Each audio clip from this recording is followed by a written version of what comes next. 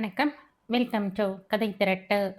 இந்த வீடியோவில் நம்ம என்ன கதை கேட்க போகிறோம்னா, எழுத்தாளர் பிவிஆர் அவர்கள் எழுதிய தேன் கிண்ணம் கதையின் 2வது பகுதி. நம்ம சேனலை இதுவரைக்கும் சப்ஸ்கிரைப் பண்ணாதவங்க சப்ஸ்கிரைப் பண்ணுங்க. பக்கத்தில் இருக்கிற பெல் ஐகானை கிளிக் பண்ணி ஆல்ங்கிற ஆப்ஷனை ப்ரெஸ் பண்ணுங்க. ஸோ தட் நான் போடுற கதைகளை உடனுக்குடனே நீங்கள் கேட்கலாம். வாங்க கதைக்குள்ளே போகலாம். ஸ்டேஷனை விட்டு வெளியே வந்ததும், "பார்த்து வா" என்றார் சுந்தரேசன். சித்ராவை பார்த்த கணத்திலேயே இதுவரை அவர் அனுபவித்தறியாத பயம் அவருள் புகுந்தது.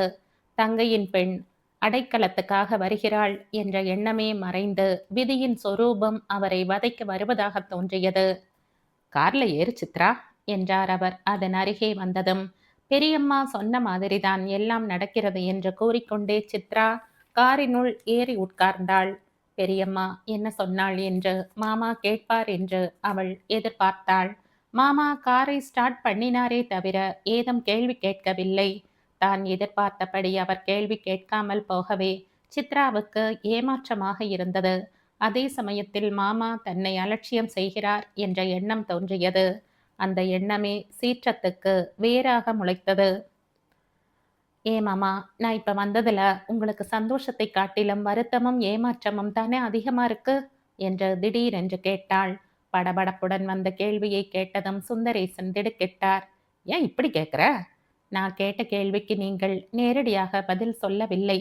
பெரியம்மா சொன்னபடிதான் நடக்கிறதுன்னு நான் சொன்னபோது அவள் என்ன சொன்னாள்னு அக்கறையுடன் நீங்கள் விசாரிக்க கூட இல்லை." சுந்தரேசன் ஏதோ பேச வாயெடுத்தார். "நான் உங்க வீட்டுக்கு இப்போ வந்ததுல ஏதேனும் சங்கடம் இருந்தா நடுவழியில இறக்கி விட்டுடுங்க. மணியக்காரருடைய பெண் மெட்ராஸ்ல தான் இருக்கா. அங்க போய் தங்கிக்கிறேன்." "பேசாம வா சித்ரா, என் மனசு குழம்பி இருக்கிறது." பேசும்போதே சுந்தரேசனுடைய முகம் விகாரமாயிற்று. சித்ரா இப்போது இருப்பது மாதிரிதானே அவளுடைய அம்மா, அவருடைய தங்கை கமலா இருந்தாள். ஆனால் கமலாவுக்கு தைரியமாக 2 வார்த்தைகள் பேசத் தெரியாது. "உங்க மனசு இன்னைக்கு குழம்பணும்னா அதுக்கு நான் தானே காரணம். ஆமாம் இல்லைன்னு ஒரே வார்த்தையில சொல்லுங்க." சுந்தரேசன் வாயில் இருந்து வார்த்தையே புறப்படவில்லை. அவர் மௌனமாக காரை செலுத்திக் கொண்டிருந்தார். மாமா வாய் திறவாமல் காரை செலுத்துவதைக் கண்ட சித்ராவின் மனம் ஒரு கணம் துணுக்குற்றாலும் அடுத்த கணமே அவள் தன்னைத்தானே சமாதானப்படுத்திக் கொண்டாள். அவள் ஒளிவு மறைவு இல்லாமல் மாமா பதில் சொல்ல வேண்டும் என்று எதிர்பார்த்தாள். மாமா சொல்லவில்லை. ஏன்? எதையோ மூடி மறைக்க பார்க்கிறார். மூடி மறைப்பதையும் அவர் விரும்பாதது போல தோன்றுகிறது. ஆனாலும் மூடி மறைத்து மௌனம் சாதிக்கிறார். சாதிக்கட்டும். அவர் மீண்டும் பேசும் வரைக்கும் அவள் வாய் திறக்க மாட்டாள். கார் நிதானமாக போய்க் கொண்டிருந்தது. எத்தனையோ ஆண்டுகளுக்கு பிறகு அவள் சென்னையை பார்க்கிறாள். எந்த விதமான புத்துணர்ச்சியும் அவளுள் உண்டாகவில்லை. இதற்கு காரணம் அவள் சென்னையை ஒரு பொருட்டாக மதிக்காதது தானோ? அமராவதியின் இயற்கை எழிலை அள்ளி பருகிய கண்ணுக்கு செயற்கை காட்சிகள் காகித பூக்களாகப்பட்டன. எந்தெந்த வீதிகளை எல்லாமோ கடந்து கார் கடைசியில் வீட்டை அடைந்தது. போர்ட்டிகோவில் காரை நிறுத்திய சுந்தரேசன், "சித்ரா, மெதுவா இறங்கு" என்றார். அவர் குரலில் கனிவு நிறைந்திருந்தது. "அட, இப்பதான் பேச முடிந்ததா?" என்று சிரித்து கொண்டே சித்ரா இறங்கினாள். அவள் கேட்ட கேள்வியையும் அவருடைய மௌனத்தையும் சித்ரா அக்கணத்திலேயே மறந்துவிட்டாள். ஏன், மணியக்காரருடைய பெண்ணின் வீட்டுக்கு போய்விடலாம் என்று நினைத்ததையே கூட மறந்துவிட்டாள். பெட்டியை கையுடன் எடுத்துக்கொண்டு இறங்கி வாயிற்படிகளை 2 2ஆக தாவி கடந்தவள் ஹாலுக்குள் நுழைந்ததும் நின்றாள். அடுத்த கணம், "மாமி" என்று அவள் கத்தினாள். சிவகாமி ஒரு கையை இடுப்பில் வைத்துக்கொண்டு அவளையே பார்த்தவாறு நின்றாள். இளமையின் பூரிப்பும் கவர்ச்சியும் முகத்தின் அழகும் அவளை ஸ்தம்பிக்க செய்தன. "வாமா சித்ரா" என்றாள். பிறகு, "முதல்ல கை கால் கழுவிட்டு வா, காஃபி சாப்பிடலாம்" என்றாள். அதே சமயத்தில் ஹாலினுள் நுழைந்த சுந்தரேசன் மனைவியின் வார்த்தைகளை கேட்டு அயர்ந்து போனார். அவருடைய மனைவியா இவ்வளவு கனிவாக பேசுகிறாள்? சித்ரா மாமியையே பார்த்தாள். முகம் வைரங்களின் ஒளியில் மின்னியது. மூக்குத்தியில் இருந்து வீசிய ஒளியின் அழகு கண்ணை பறித்தது. நெற்றியில் பளபளக்கும் குங்குமம், உடம்பு நிறைய பட்டுப்புடவை, கால் விரல்களில் காத்திரமான மெட்டிகள், கழுத்து நிறைய சங்கிலிகள். "என்ன சித்ரா அப்படி பார்க்குற? 7 8 வருஷங்களுக்கு முன்னால உங்களை ஒரு கல்யாணத்துல பார்த்தேன். அன்னைக்கு எப்படி இருந்தீங்களோ அதே மாதிரி தான் இன்னைக்கும் இருக்கீங்க. சொல்லப்போனா 5, 6 வயசு குறைஞ்ச மாதிரி இருக்கு. சிவகாமி கலகலவென்று சிரித்தாள். பிறகு கணவரை பார்த்து, கேட்டீங்களா உங்க மருமகள் சொல்றத? எனக்கு வயசு குறையறதாம் என்றாள். சித்ரா, காஃபி சாப்பிடலாம் என்றார் சுந்தரேசன். நான் முதல்ல ஹாப்பியா குளிக்க போறேன். அப்புறம்தான் காஃபி. பாத்ரூம் எங்க இருக்கு? கேட்டவள் அடுத்த கணமே நானே தேடி கண்டுபிடித்துக்கிறேன் என்று சொல்லிவிட்டு பெட்டியையும் தூக்கிக் கொண்டு பின்கட்டை நோக்கி நடந்தாள். சித்ரா இயல்பாகவே அப்படி பேசினாளா அல்லது புகழ்ச்சியாக பேசுகிறாளா என்று 2, 3 தடவைகள் தன்னைத்தானே கேட்டுக்கொண்ட சிவகாமி அம்மாள் உள்ளூர மகிழ்ந்து கொண்டாள். சித்ராவை தன் பக்கமாக இழுத்து கொண்டு விடுவது அப்படியொன்றும் கடினமான காரியம் அல்ல என்று அவளுக்கு தோன்றியது. தன்னை கண்டு தன்னுடைய பட்டு புடவையையும் தங்க வைர நகைகளையும் கண்டு சித்ரா பிரமித்து போய்விட்டாள் என்று சிவகாமி எண்ணினாள். என்ன சிவகாமி, தீவிரமா ஏதோ யோசனை பண்ற? ஒண்ணுமில்ல, சித்ரா நல்ல பெண்ணாத்தான் படுகிறாள் என்றாள் சிவகாமி. நல்ல பெண்தான், ஆனால் ஜாக்கிரதையா இருக்கணும். அவள்கிட்ட பேசுற போது ஏதாவது எக்கச்சக்கமா கேட்டு விடுகிறாள். சிரிப்பு எவ்வளவு சீக்கிரம் வர்றதோ அவ்வளவு சீக்கிரத்துல ஆத்திரமும் கோபமும் கூட வர்றது. அது சரி, நீ சென்ட்ரலுக்கு போகலையா? ராஜியை காணமே. பெங்களூர் மெயில் 2 மணி நேரம் லேட்டா. முரளி சென்ட்ரல்ல இருந்து ஃபோன் பண்ணான். மணி 7 அடித்தாகி விட்டது. இன்னும் 1 மணி நேரம்தான் இருக்கிறது. யார் போகிறார்கள் அழைத்து வர? இது என்ன கேள்வி? யார் போவார்கள்? நீங்கள் தான் போகணும். டிரைவர் இன்னும் வரலையா? வர நேரம்தான். ஆனா அவனை மட்டும் எப்படி அனுப்புவது என்றாள் சிவகாமி. பாபு ஆபீஸ்க்கு 10 மணிக்கு போனால் போதும், அவனை அனுப்பு என்று சொல்லிவிட்டு சுந்தரேசன் சோஃபாவில் உட்கார்ந்து பேப்பரை எடுத்து பிரித்தார். பிறகு எக்மோர் போயிட்டு வந்த களைப்பே இன்னும் மாறல என்று முணுமுணுத்தார். பாபு கிட்ட சொல்றேன் என்று கூறிய சிவகாமி திரும்பினாள். 2 அடி வைத்தவள் எதையோ திடீரென்று நினைத்து கொண்டவளைப் போல, இப்போதே ஒன்று சொல்லிடுறேன் என்று ஆரம்பித்து கொண்டே திரும்பி அவர் அருகே வந்தாள். என்ன? நீங்க சித்ரா கிட்ட மூச்சு கூட விடப்படாது. எதை பத்தி? என்ன எதை பத்தின்னு கேட்குறீங்க? நேத்து விடிய விடிய பேசினதெல்லாம் அதுக்குள்ள மறந்து போயிடுத்தா? அதை பத்தி இப்ப என்ன? இப்பதான் உங்களுக்கு எச்சரிக்கை செய்தாகணும். நீங்க வாய் திறவாமல் இருங்கள். நான் எல்லாத்தையும் கவனிச்சுக்கிறேன். பக்குவமா பார்த்துக்கிறேன். என்ன? சுந்தரேசன் வாயையும் திறக்கவில்லை, தலையையும் ஆட்டவில்லை. மனைவியை ஏறிட்டு பார்க்க துணிவு அற்றவராய் பேப்பரில் தம்மை மூழ்கடித்து கொண்டார். சித்ரா குளியல் அறையை விட்டு வெளியே வருகையில் ஒட்டிய கன்னங்களுடனும் முன் வழுக்கையுடனும் ஒருவன் நின்று கொண்டிருப்பதைக் கண்டாள். சுபாவம் தலை குனிய செய்தது. நான் உன் மாமாவின் மூத்த பிள்ளை சங்கரன். இன்ஜினியர் தானே? ஆமாம். உங்க மனைவியை நான் இன்னும் பார்க்கவில்லை. அவள் இங்கே இல்லை. ஓ, பிறந்த வீட்டுக்கு அனுப்பி இருக்கிறீர்களா? பிறந்த வீட்டுக்கு போயிருக்கிறாள். கூடிய சீக்கிரம் என்று இழுத்தாள் சித்ரா. அவளுடைய உதடுகளில் மகிழ்ச்சி புன்னகையாக அரும்பியது. வரமாட்டாள், அம்மா வர விடமாட்டாள். திடீரென்று சித்ராவுக்கு எல்லாம் புரிந்தது. மறுகணம் கேள்வி தானாக உதிர்ந்தது. என்ன தவறு செய்தாள்? என் அம்மாவுக்கு நாட்டு பெண்ணாக வாய்த்த ஒரு தவறை தவிர வேறு எதுவும் எனக்கு தெரியவில்லை. நாம் அப்புறமாக பேசலாம். நான் இப்போ குளித்துவிட்டு ஆபீஸுக்கு போகணும். சித்ராவின் நெஞ்சம் கனத்தது. சங்கரனை பார்க்க பரிதாபமாக இருந்தது. எல்லாம் காலப்போக்கில் சரியாகிவிடும். சங்கரன் சிரித்தான். சிரிப்பில் வெறுப்பு கொட்டியது. நீ என் அம்மா கிட்ட ஜாக்கிரதையா பழகணும். இல்லாட்டா அவளுக்கு கல்யாணிக்கு ஆன கதி உனக்கும் வரும். நான் உங்க அம்மாவுக்கு நாட்டு பெண் இல்லையே. நாட்டு பெண்ணையே உதறி எறிகிற அம்மாவுக்கு உன்னை போன்ற அனாதைகளை தூக்கி எறிய ரொம்ப நேரம் ஆகாது. கல்யாணிக்காவது அம்மா அப்பா இருக்கிறார்கள். சொல்லிவிட்டு அவன் குளியல் அறையினுள் நுழைந்தான். சித்ரா ஒரு கணம் மலைத்து நின்றாள். அவள் சற்று முன் கண்ட மாமியின் உண்மை உருவம் எது? அவள் பார்த்த தோற்றம் எதற்கு வேஷமாக அமைந்திருக்கிறது? பட்டு புடவையும் நகைகளும் நெற்றியையே பிரகாசமாக்கும் குங்குமமும் கலகலவென்ற சிரிப்பும் வெறும் உடலுக்கா? அல்லது அவை மாமியின் மனதின் கரைகளுக்கு வெளிப்பூச்சா? திடீரென்ற குரல் கேட்டு அவள் திடுக்கிட்டாள். சித்ரா, குளிச்சாச்சா அம்மா? ஆச்சு என்றாள் அவள் இயந்திரமாக. உனக்காக 4 புடவைகள் வாங்கி வச்சிருக்கேன். இப்போ ஒன்னை எடுத்து கட்டிக்கோ. நான் தான் மாற்று புடவை கட்டி கொண்டாகி விட்டதே. அப்போ சாயங்காலம் புதுசை கட்டி கொள்ளலாம். வா போகலாம். சிவகாமி முன் செல்ல சித்ரா பின் தொடர்ந்தாள். இப்போ சங்கரன் உன்னிடம் பேசிக்கொண்டிருந்தான் போலிருக்கிறதே. ஆமாம், நடந்து கொண்டே. மாமி கேட்டதற்கு சித்ரா நடந்து கொண்டே பதில் சொன்னாள். என்ன சொல்றான்? ஒரு குரல் அழுதிருப்பானே.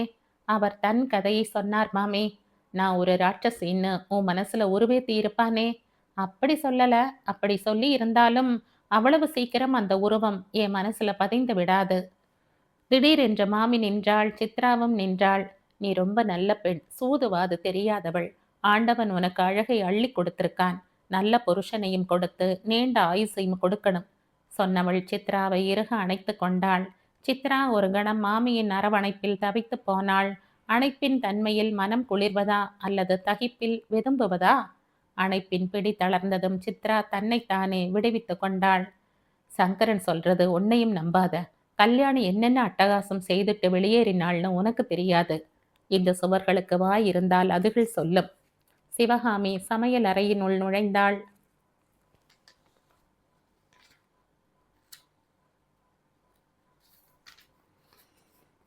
நான் நெற்றிக்கு இட்டு கொண்டு வருகிறேன் என்று கிளம்பினாள் சித்ரா. ஒரு தினசரியுடன் தென்னைக்கு வந்த சித்ரா பிரம்பு நாற்காலி ஒன்றில் உட்கார்ந்து கொண்டாள். காலையில் இருந்தே மழை வருவதற்கான அறிகுறிகள் இருந்தன. இப்போது மேகங்கள் அங்கங்கே உடைந்து சிறு சிறு தூறல்களாக விழுந்து கொண்டிருந்தன. பேப்பரிலும் மழை கம்பிகளிலும் மாறி மாறி கண்ணை செலுத்திய சித்ரா சங்கரன் வெளியேறுவதைக் கண்டாள். தன் தாயாரை பற்றி அவன் சொன்னது போலவே மாமியும் அவனை பற்றி விரிவாக அவளிடம் எல்லாம் கூறியாகிவிட்டது. வீட்டுக்கு மூத்த பிள்ளையாக இருந்தும் பொறுப்பு இல்லாமல் நடந்து கொள்கிறானாம். காஃபி சாப்பாடு எல்லாம் ஹோட்டலில் தானாம். பெண்டாட்டி திரும்பி வரும் வரைக்கும் இப்படித்தான் அவனுடைய கதை ஓடுமாம். சித்ராவுக்கு அழுவதா சிரிப்பதா என்று புரியவில்லை. அவள் தன் சிந்தனையில் லயித்திருக்கையிலேயே கேட்டை தாண்டி கார் வருவது தெரிந்தது. பெங்களூரில் இருந்து ராஜி வரப்போகிறாள் என்பது அவளுக்கு சற்று முன் மாமி சொல்லித் தெரியும். அந்த ராஜிதான் காரில் வருகிறாளா? போர்ட்டிகோவில் கார் நின்றதும் சித்ரா எழுந்து 2 அடி முன் வந்தாள். ராஜி குழந்தையுடன் இறங்கினாள். வா வா ராஜி என்று சிவகாமி ஓடி வந்தாள். ராஜி காரை விட்டு இறங்கியதுமே தன் இயல்பில் நடந்து சித்ரா அவள் அருகே சென்று விட்டாள். நீ சித்ரா தானே? ஆமா. குழந்தையை எங்கிட்ட கொடு. ராஜியிடமிருந்து குழந்தையை வாங்கின சித்ரா அடுத்த கணம் அதை தன் மார்புடன் அணைத்து கொண்டாள். பிறகு உன்னை போலவே இருக்கிறது என்றாள். ராஜி கலகலவென்று சிரித்தாள். நீயும் நானும் ஒரு நாள் முழுக்க கல்யாண பந்தலில் ஓடி ஆடி விளையாடி இருக்கிறோம்.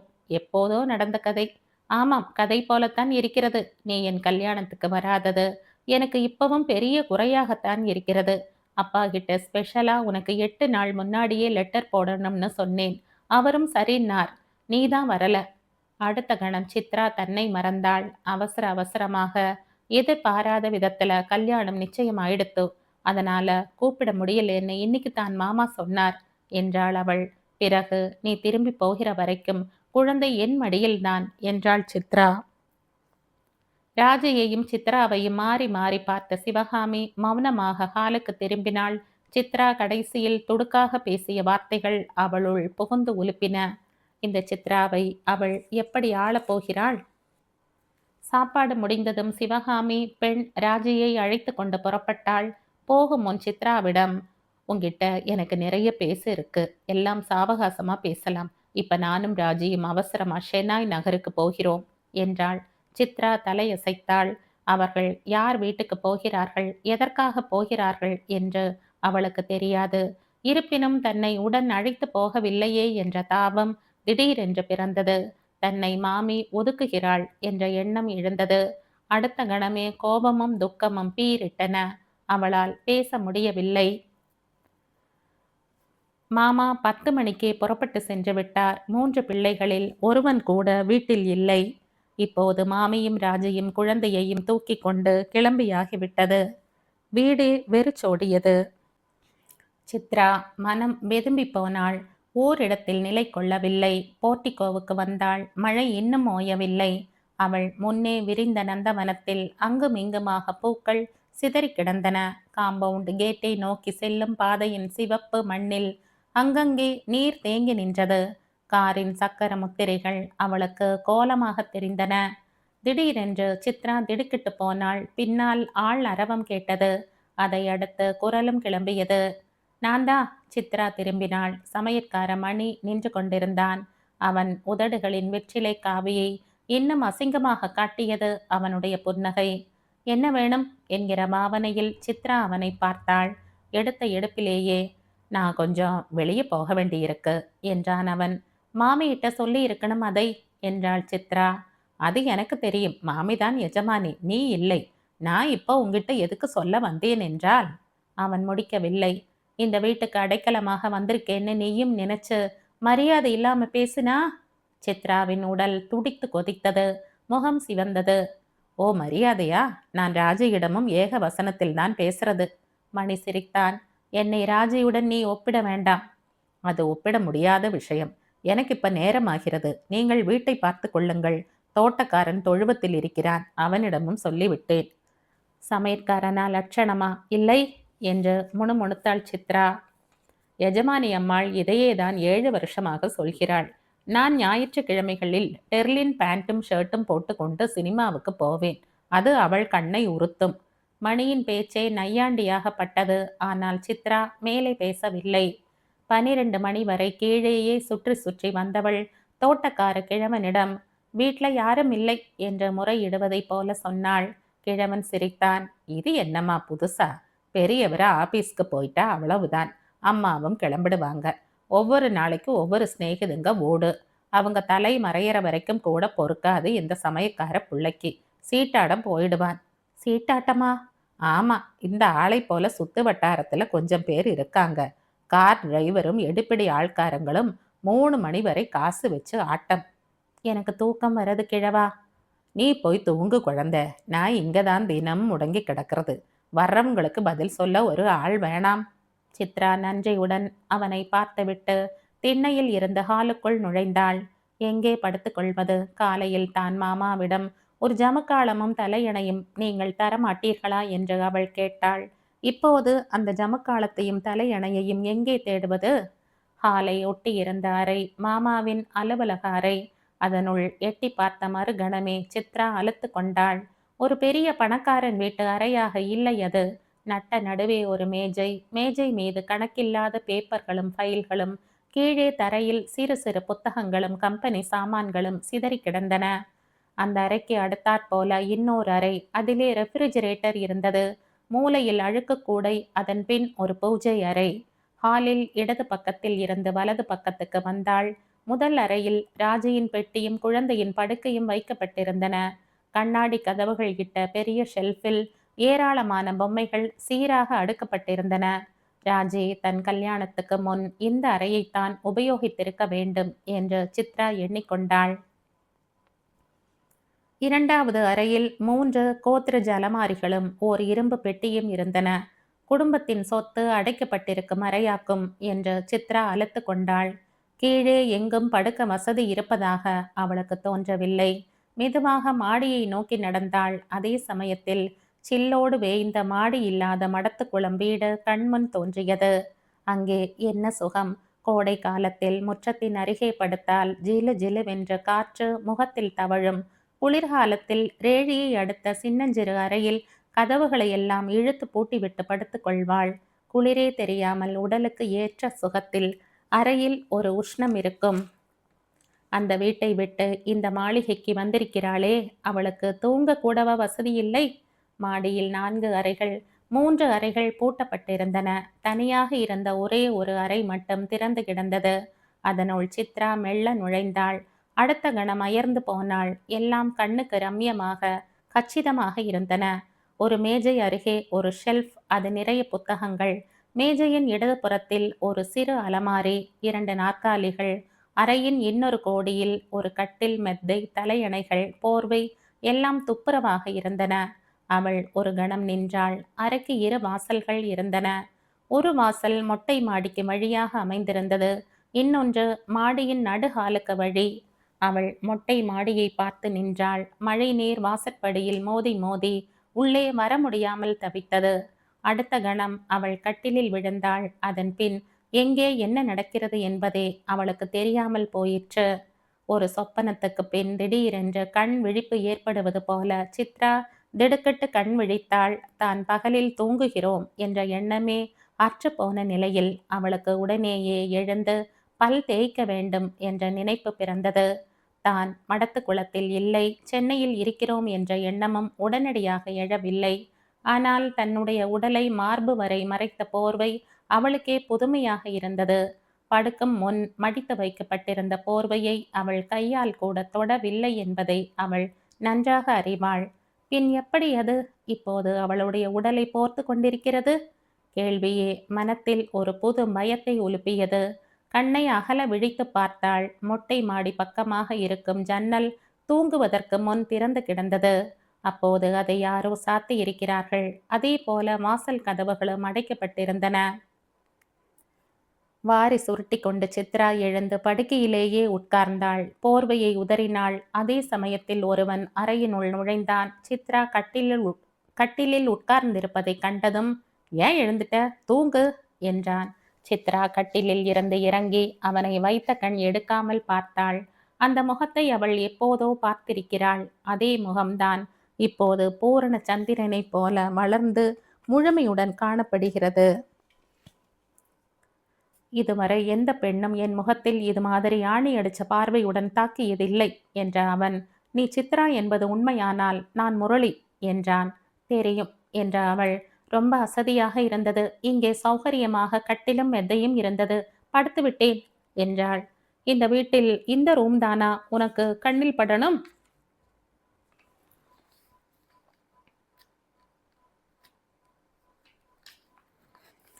இந்த ரூம் தான் பட்டது. ஏன் தப்பா? தப்புதான். ரொம்ப சரி. ஆனால் நான் மன்னிப்பு கேட்க தயாராக இல்லை. முரளி கலகலவென்று சிரித்தான். முன்பின் யோசனை இல்லாமல் என் ரூமுக்குள் நுழைஞ்சு ரொம்ப சுதந்திரமா சுவாதீனமா படுக்கையில படுத்துக்கொண்ட நீ இந்த டெரஸ் கதவையாவது சாத்தி இருக்கலாம். பார், உள்ளே தண்ணி வந்து அடிச்சிருக்கிறதை. நான் படுத்துக்கொண்ட பிறகு மழை பெருசாகி இருக்கிறது. அது என் தப்புதான்.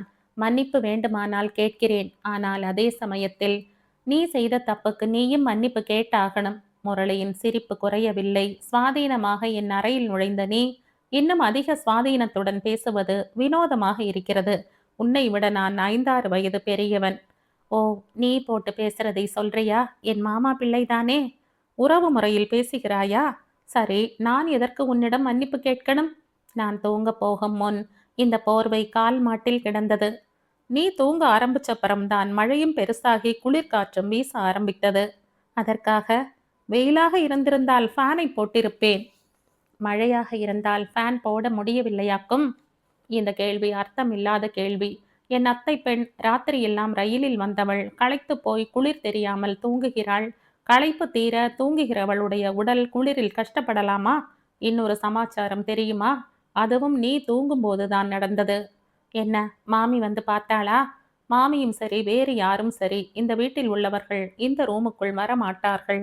என்ன நடந்தது? அவளை மீறி பயமும் ஆர்வமும் பிறந்தன. போர்வை மீது உன் கால்கள் அழுந்து கிடந்தன. சித்ரா அவனை விரைத்து பார்த்தாள். நீ என்னை கோபித்துக் கொள்வதில் அர்த்தமில்லை. நடந்தது நடந்ததுதான். போர்வையை எடுக்க நான் உன் காலை பிடிக்க வேண்டியதாயிற்று. எனக்கு இப்போதுதான் புரிகிறது என்று வெகுண்டாள் சித்ரா. என்ன? ஏன் போர்வையால் என் உடலை போர்த்தினாய் என்று? உன்னுடைய கற்பனைதான் எதிர்பாராத திசையில் ஓடுகிறது. நான் போர்வையை எடுக்கும்போது இந்த கையால் தான் உன்னுடைய 2 கால்களையும் தூக்கினேன்.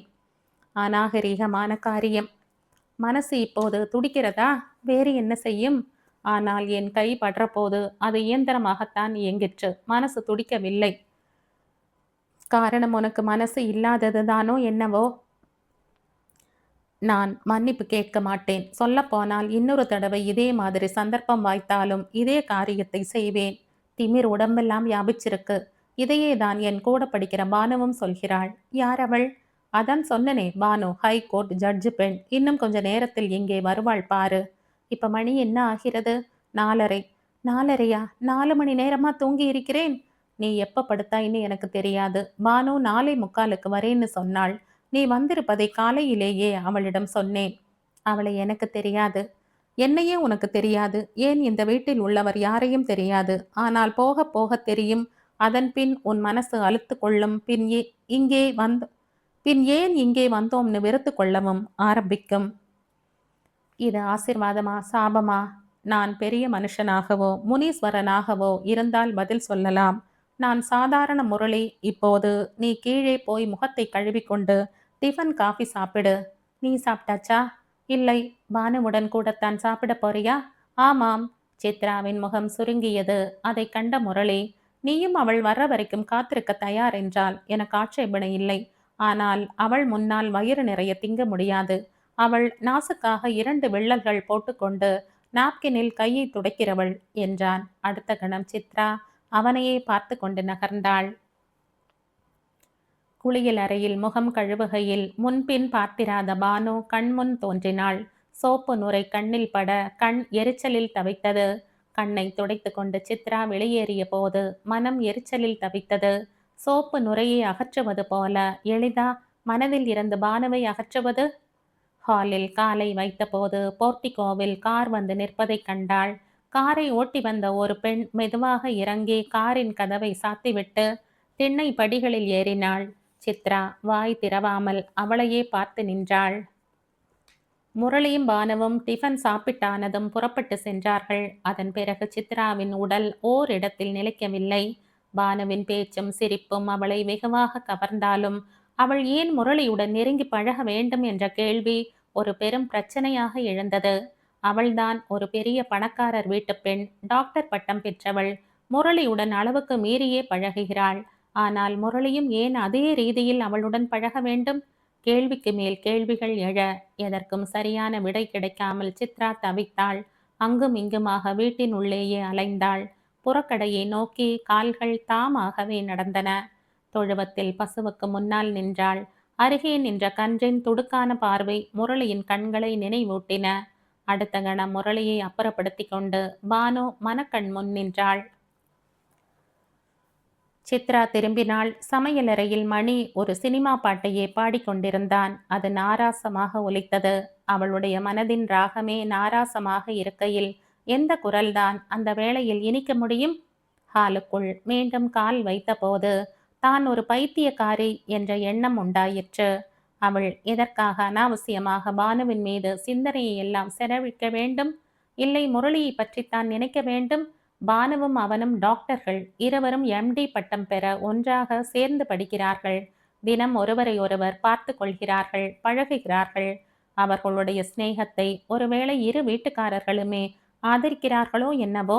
திடீரென்று அவர்களுக்கு மத்தியில் நுழைய சித்ராவுக்கு என்ன உரிமை இருக்கிறது? ஆமாம், சித்ராவுக்கு எந்த விதமான உரிமையும் இல்லை. அவள் ஓர் அனாதை, வேலை செய்து பிழைக்கலாம் என்று இன்னொரு அனாதையை விட்டு வந்திருக்கிறாள். அடைக்கலம் புகுந்த வீட்டில் எத்தனையோ பேர் இருப்பார்கள். எப்படியோ இருப்பார்கள். அவர்களது போக்குகளிலும் நடவடிக்கைகளிலும் அவள் எந்த விதமான அக்கறையும் கொள்ள வேண்டியதில்லை. மாமி பட்டுப்புடவை சரசரக்க, சாவி கொத்தை இடுப்பில் செருகி கொண்டு சமையற்கார மணியையும் தோட்டக்கார கிழவனையும் அதிகாரம் பண்ணினால் அவளுக்கு என்ன? மாமாவின் பிள்ளை சங்கரனுடைய மனைவி கணவனுடன் குடித்தனம் செய்தால் என்ன? பிறந்த வீட்டுக்கு துரத்தப்பட்டால் என்ன? முரளி டாக்டராக இருந்து பானு என்கிற பெண்ணுடன் உடல் உராய பழகினால் என்ன? பழகாவிட்டால் என்ன? எல்லாமே அவளுக்கு அனாவசியம். மனம் இப்படியெல்லாம் தீவிரமாக நினைத்து கொண்டிருக்கையிலேயே கண்ணில் நீர் முட்டி நின்றது. காரணம் அவளுக்கு ரகசியமாக தெரிந்ததுதான். இருந்தாலும் அந்த ரகசியத்தை மட்டும் அவளால் புறக்கணிக்க முடியவில்லை. இந்த ரகசியத்தை பொறுத்தமட்டில் அவளும் பானுவும் ஒன்றுதான் என்ற எண்ணம்தான் உண்டாகியது. நின்றும் நடந்தும் அலைந்தும் கால்கள் வலித்தன. ஆனால் அதே சமயத்தில் என்ன செய்வதென்று புரியவில்லை. மடத்து குளமாக இருந்தால் அக்கம் பக்கத்து வீடுகளில் சிநேகிதிகளுடன் பேசிக்கொண்டிருப்பாள். அலமேலுவுடன் சோழியோ பல்லாங்குழியோ ஆடிக்கொண்டிருப்பாள். இங்கே சென்னையில் முன்பின் தெரியாத ஊரில் சரண் புகுந்த வீட்டில் என்ன செய்வது? திடீரென்று மாமாவின் அறைக்குள் நுழைந்தாள். அழகான முகத்தில் ஒரு அசிங்கமான கரை போல. அத்தனை பெரிய வீட்டில் பொலிவு நிறைந்த பங்களாவில் மாமாவின் அறை அலங்கோலமாக காட்சியளித்தது. அந்த அறையில் எதுதான் இருக்க வேண்டும் என்ற நியதியே இல்லை. பழைய பேப்பர், தாறுமாறாக கிடக்கும் புத்தகங்கள், புழுதி படிந்த டீப்பாய்கள், கம்பெனி ஃபைல்கள், ஓர் அங்கவஸ்திரம் என்று என்னென்னவோ. அலை பாய்ந்து கொண்டிருக்கும் மனதை உரை போட்டு அடக்கி வைக்க சித்ராவுக்கு நல்லதொரு வாய்ப்பு கிடைத்தது. அடுத்த நிமிடம் அறையை ஒழுங்குபடுத்துவதில் அவள் ஈடுபட்டாள். முதலில் 2 சுவர் அலமாரிகளையும் காலி செய்து துப்புரவாக துடைத்தாள். புத்தகங்களை சீராக அடுக்கி வைத்தாள். மேஜை மீது கிடந்த வேண்டாத சாமான்களை ஒரு மூலையில் எடுத்து வைத்தாள். உடல் அறையின் உள்ளே பம்பரம் போல சுழன்றது.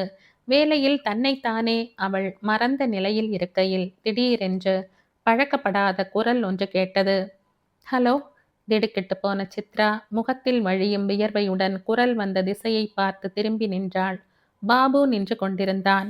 ஹலோ என்று சொன்ன வாய் அவனுடைய வாய்தான் என்பதை உணர்ந்த சித்ரா உடனேயே என்ன என்று கேட்கவில்லை. அன்று காலையில் ரயில்வே ஸ்டேஷனில் இருந்து ராஜியை அழைத்து கொண்டு வந்தபோது அவளை போர்ட்டிகோவில் பார்த்துவிட்டு முகத்தை தூக்கி கொண்டு போனான். அப்போதே அவன் மீது அவளுக்கு வெறுப்பு உண்டாகிவிட்டது. மடத்து குளத்தை விட்டு புறப்படுவதற்கு முன் பெரியம்மா, சித்ரா, நீ உன் வெறுப்புகளை எல்லாம் மூட்டை கட்டி வைக்க வேண்டும் என்று சொன்னாள். சிலரை கண்டவுடனேயே விரும்புவதும் சிலரை நினைத்தாலே மனம் வெறுப்பதும் அவளுடைய விட்டொழிக்க முடியாத குணம் என்பது மடத்து குளத்தில் யாவரும் அறிந்ததுதான். பாபுவை காலையில் பார்த்ததும் அவன் மீது வெறுப்பு உணர்ச்சி பிறந்ததற்கு என்ன காரணம்? அவன் அலட்சியமாக சென்றதுதானா அல்லது அவனுடைய குண விசேஷமா? அப்பாவின் அறையில் என்ன செய்கிறாய் என்று ஆரம்பித்தான் பாபு. அவனுடைய ஒரு கால் ஹாலிலும் இன்னொன்று அறை வாசற்படி மீதும் நிலைத்திருந்தன. ஒரு கையை இடுப்பிலும் இன்னொன்றை சுவர் மீதும் வைத்திருந்தான். இடுப்பு கையில் சிகரெட் புகைந்தது. பார்த்தா தெரியலையா? வந்த அன்னிக்கே வேலையை ஆரம்பித்து விட்டாயே, பேஷ் என்றான் அவன். நானாக எடுத்து போட்டுக்கொண்ட வேலை என்றாள் சித்ரா. அடுத்த கணம் அலட்சியமாக திரும்பி தன் வேலையில் ஈடுபடலானாள். நீயாக செய்யவில்லை என்றால் நாங்களாக கொடுப்போம் என்று ஒரு தடவை இழுத்து போட்டு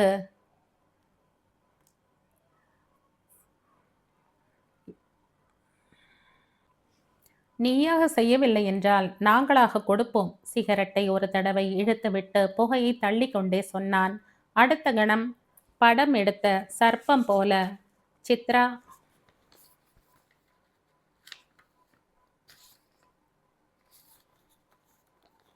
என்ன சொன்ன? காதல விடலையா? இங்க வேலை செய்ய வந்திருக்கேன்னு உனக்கு நினைப்பா?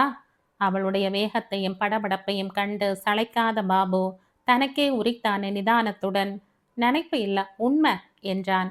பிறகு என்னை விட சின்னவங்களோ முன்பின் தெரியாதவங்களோ ஏக வசனத்துல என்கிட்ட பேசினா நான் பொறுத்துக்க மாட்டேன் என்றான். நீ மரியாதைக்கே லாயக்கற்றவன் சொன்ன சித்ரா தான் அத்துமீறி பேசிவிட்டதாக உணர்ந்தாள். ஆனால் நெஞ்சம் உறுத்தியதை முகம் வெளியிடவில்லை. இப்போது பாபு தன் நிதானத்தை இழக்கவில்லை. நீ என் அப்பாவின் தங்கை பெண் என்ற காரணத்தால் இந்த வீட்டில் எல்லா சலுகைகளும் உண்டு என்று நினைத்து கொள்ளாதே. புதுசா வர்றவங்க எல்லோரிடமும் என் அம்மா முதலில் அன்பு ஒழுகத்தான் பேசுவாள். சமையற்காரன் மணியை முதல் 10 நாள் அவள் சமைக்கவே விடவில்லை. நீ உன் அம்மாவை மிஞ்சிவிட்டாய். அப்பாவின் அறை முடிஞ்சதும் என் அறையை கவனி. அது இந்த வீட்டுக்குள்ள இல்லாமல் தனியா இருந்திருந்தால் எப்படி கவனிக்கணுமோ அப்படி கவனித்திருப்பேன். எப்படி? மண்ணெண்ணையும் தீப்பெட்டியுமாக. முதலாக பாபு சிரித்தான். சிரிப்பில் ஏளனமும் எக்களிப்பும் எதிரொலித்தன. நீ இந்த வீட்டுக்கு நிழலுக்கு ஒதுங்குகிற மாதிரி வந்திருக்கிறாய். ஆனால் மரத்தின் கிளையை வெட்டுகிறவன் போல் நடந்து கொள்கிறாய். சித்ரா சளைக்கவில்லை. கிளையில் இருக்கும் பாம்பைத்தான் வெட்டுகிறேன். நீ இப்போது அனாவசியமாக என்னிடம் வம்புக்கு வருகிறாய். என் வாயில் யார் விரலை கொடுத்தாலும் நான் நறுக்கென்று கடித்து அதை 2ஆக்கி விடுவது வழக்கம். இனிமேல் என் வழிக்கு வராமல் உன் வழியை பார்த்து கொண்டு போ. பாபு சிகரெட்டை கடைசி தடவையாக இழுத்துவிட்டு துண்டை அறையினுள் போட்டு காலால் மிதித்து அணைத்தான். பிறகு குப்பையை எல்லாம் வாரி எரிகிற போது இதைய முரத்தில் போட்டுக்கொள் என்றான். அடுத்த கணம் அவன் மாடியை நோக்கி நடந்தான். உன் திமிரை நான் தீர்த்து கட்டுகிறேன் என்ற கருவின சித்ரா அறையை பெருக்கலானாள். சிகரெட் துண்டு மட்டும் அது விழுந்த இடத்திலேயே கிடந்தது. கடைசியாக மாமாவின் அறையை விட்டு அவள் வெளியே வந்தாள். ஹாலில் இருந்தவாறு தான் சுத்தம் செய்த இடத்தை பார்த்தாள். அழகான முகத்தில் அசிங்கமான கரை போல இருந்த அறை இப்போது அழகாகப்பட்டது. அடுத்த கணம் கருகிய சிகரெட் துண்டு கண்ணை உறுத்தியது. அழகான முகத்தில் அசிங்கம் மறையவில்லை. 6:30 மணிக்கு திரும்பிய சுந்தரேசன் தம்முடைய அறையை கண்டதும் அயர்ந்து போனார். யார் அதை அத்தனை துப்புரமாக செய்திருக்கிறார்கள்? அடுத்த கணம் ராஜியின் காரியம்தான் இது என்று நினைத்தார். கல்யாணமாகும் முன் இது மாதிரி அவள் அடிக்கடி அவருடைய அறையை சுத்தம் செய்து சீராக்குவாள். ராஜி, ராஜி! காபி தம்ளருடன் வந்த மணி ராஜி இல்லை என்றான். பிறகு 2 பேரும் சாப்பிட்டதுமே போனார்கள், இன்னும் வரவில்லை என்றான். அந்த பெண் எங்கே? அவள் ஏதாவது ஓரிடத்தில் இருந்தால் தானே எங்கேன்னு சொல்வதற்கு என்ற மணி திரும்பினான். சித்ரா மாலையில் வெகுண்டு பேசிய பின் அவளிடம் எப்படி நடந்து கொள்வது என்றே புரியாமல் சுந்தரேசன் தவித்தார். அதே கணத்தில் அவளிடம் பேசாமல் இருந்தால் அவளை தாம் அலட்சியம் செய்கிறோம் என்று அவள் மேலும் மனம் கருவுவாள் என்று தோன்றியது. காலையில் எதுவுமே நடக்காதது போல் சித்ரா சித்ரா என்று அழைத்தார். அடுத்த நிமிடமே என்ன மாமா என்று கேட்டுக்கொண்டு சித்ரா அவர் முன் வந்தாள். அவளுடைய முகத்தை கண்டதுமே அவருக்கு தூக்கி வாரி போட்டது. ரயிலை விட்டு இறங்கிய போது அவளுடைய முகத்தில் தாண்டவமாடிய உற்சாகம் இப்போது இல்லை. அவள் வெடுக்கென்று பேசினாலும் முகத்தில் கோபமோ ஆத்திரமோ எதிரொலிக்கவில்லை. ஆனால் இப்போது முகத்தில் பொலிவு இல்லை, குதூகலமோ உற்சாகமோ இல்லை. ஏன் சித்ரா, உன் முகம் வாடியிருக்கு? உங்களுடைய இரண்டாவது பிள்ளை பாபுவை கேளுங்கள். ஏன், அவன் ஏதாவது சொன்னானா? அவன் என்னையே மதிக்கிறதில்ல. உங்களை மதிக்காமல் போனால் அது உங்கள் விஷயம். நீங்கள் அனுசரித்து கொண்டு போகலாம். ஆனால் என்னிடம் தாறுமாறாக பேசுவானேன்? என்னதான் சொன்னான்? உங்களுடைய ரூம் அலங்கோலமாக கிடந்தது.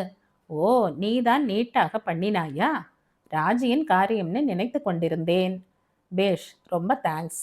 எல்லாம் சுத்தம் செய்தேன். தோ பாருங்கள், அவன் போட்ட சிகரெட் துண்டு. அதை மட்டும் விட்டு வைத்தேன்.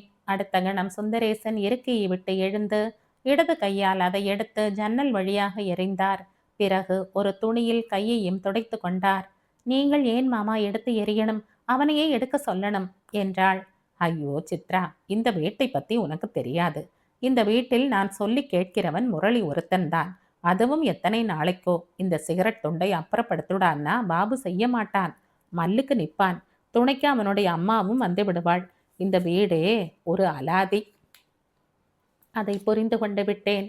சித்ரா, காலையிலே நீ என்கிட்ட ரொம்ப கோபமா இருந்த இல்லையா? நீங்கள் ஏதோ சொன்னீர்கள், நான் ஏதோ சொன்னேன், அவ்வளவுதான். நான் எல்லாவற்றையும் மறந்து விட்டேனே. நீ சிரத்தையுடன் என் ரூமை கிளீன் செய்வதில் இருந்தே தெரிந்து விட்டது. நான் உன்கிட்ட தனியா சில சமாச்சாரங்கள் பேசணும். ராத்திரி சாப்பாடு ஆனதும் இங்கே வா. சரி என்றாள் சித்ரா. ஆனால் அன்று இரவு இருவருக்குமே சாப்பாடு ஆகவில்லை. இரவு சாப்பாட்டுக்கு பிறகு மாமா தன்னிடம் எதை பற்றி பேசப் போகிறார் என்று சித்ரா தீவிரமாக யோசித்துக் கொண்டிருக்கையில் சிவகாமியும் ராஜியும் ஹாலில் நுழைந்தார்கள். சோஃபாவில் உட்கார்ந்திருந்த சித்ராவை கண்டதும் சுருக்கென்று பட்டது சிவகாமிக்கு. சோஃபாக்கள் யாருக்காக போடப்பட்டிருக்கின்றன, அதில் யார் உட்காரலாம் என்றெல்லாம் கணக்கு போடுகிறவள் அவள். சித்ராவை அதிருப்தியுடன் பார்த்தாள். பார்வையின் பொருளை சித்ராவும் புரிந்து கொண்டு விட்டாள் என்பதை அவள் மேலும் அழுந்தி உட்கார்ந்ததே உணர்த்தியது. இந்த பெண்ணிடம் அதட்டலையும் உருட்டலையும் காண்பிக்க கூடாது என்று ஏற்கனவே உறுதி செய்து கொண்டிருந்த சிவகாமி அடுத்த கணமே பார்வையை கனிவாக்கி கொண்டாள். சித்ரா, இன்னைக்கு இந்த பங்களாவில் நீ கால் வைத்த வேளை அதிர்ஷ்டம் உன்னை தேடிக்கொண்டு வருகிறது என்றாள் அவள். பிறகு ராஜையின் பக்கம் திரும்பி, என்ன ராஜே, நான் சொல்றது சரிதானே என்று கேட்டாள். நான் முதல்ல குழந்தைக்கு பால் கொடுத்துவிட்டு தூங்க வைக்கிறேன் அம்மா என்ற ராஜி சித்ராவை பார்த்தவாறே, நீயும் நானும் அதிர்ஷ்டம்னு சொன்னா போதுமா? சித்ராவுக்கு தோணணுமே என்றாள். சொல்லிவிட்டு அவள் குழந்தையுடன் ஹாலை விட்டு வெளியேறினாள். ராஜியையும் அவளுடைய இடுப்பில் இருந்த குழந்தையையும் பார்வையால் கவனித்து கொண்டே, சிவகாமி, உன் மீது அதிர்ஷ்ட காற்று வீசிவிட்டது என்றாள் மீண்டும். என்ன மாமி, இப்ப கிடைச்சிருக்கிற வேலையை விட பெருசா ஏதாவது கிடைக்க வழி செய்திருக்கிறீர்களா என்று கேட்டாள் சித்ரா. வேலையை பற்றியே நீ இனிமே மறந்து விடலாம். 200 ரூபாய் சம்பளத்துக்கு நீ இடுப்பை ஒடிச்சுக்கிறது எப்படி? உட்கார்ந்த இடத்தில் மாசம் 700 ரூபாயை பார்த்து மகிழ்கிறது எப்படி என்றாள் மாமி. சித்ரா மெதுவாக எழுந்தாள். நீங்க சொல்றது எனக்கு புரியவில்லை என்றாள் அவள். சற்று முன் பாபு அவளை அந்த வீட்டில் ஒரு வேலைக்காரியாக மதித்து பேசியது நினைவுக்கு வந்தது. நினைவே அந்த துக்கத்தையும் ஆத்திரத்தையும் இழுத்து வந்தன.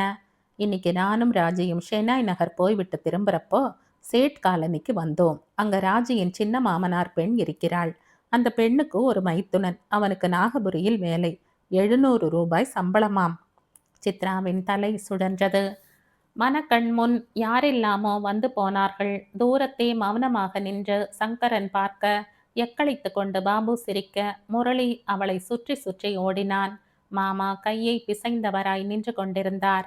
அந்த வேளையில் மனதுக்கு அடைக்கலமாக மண்ணோடு மண்ணாகிவிட்ட தாயாரும் இருந்தும் இல்லாதவளாகிப் போன பெரியம்மாவும் தோன்றினார்கள். அதிர்ச்சியில் சித்ரா மீண்டும் சோஃபாவில் உட்கார செய்தியின் திருப்தியில் தான் அவள் மகிழ்ந்து உட்கார்ந்திருக்கிறாள் என்று சிவகாமி நினைத்தாள். அந்த நினைப்பே மேலும் பேச்சை வளர்த்தியது. அவனுக்கு 33 வயசு ஆனாலும் பார்க்க ரொம்ப யவனமாயிருக்கான். சிரிச்ச முகம். ஒருவாறு அதிர்ச்சியில் இருந்து விடுபட்ட சித்ரா, மாமி, நான் கல்யாணம் செய்து கொள்ளணும்னு மடத்து குளத்திலிருந்து புறப்பட்டு வரலை என்றாள். அது எனக்கு தெரியாதா? உடம்பை மறைக்கவும் சாண் வைத்தை கழுவவும் 2 காசு சம்பாதிக்கணும்னு தானே வந்திருக்க. ஆனா கடவுளா பார்த்து அந்த வழியை மூடி இன்னொரு இடத்துல வழி வைத்திருக்கிறார். சொல்லப்போனால் நரகத்தை மூடி சொர்க்கத்தை திறந்து வைத்திருக்கிறார். எனக்கு இப்போ கல்யாணம் அவசியம் இல்லை மாமி. உனக்கு இப்போ உன்னுடைய வயசுல எது அவசியம்னு தெரிஞ்சா உன் வயசு அதை வாயார சொல்ல விடாது. நீ பேசாம இரு. மாமா கிட்ட சொல்லி ஜாம் ஜாம்னு இதே பங்களாவில் கல்யாணத்தை நடத்திவிட சொல்றேன். மாமி என்று அலற நினைத்த சித்ரா, மாமி என்று இறைஞ்சினாள். இந்த கதையின் தொடர்ச்சியை அடுத்த பதிவில் கேட்கலாம். நன்றி.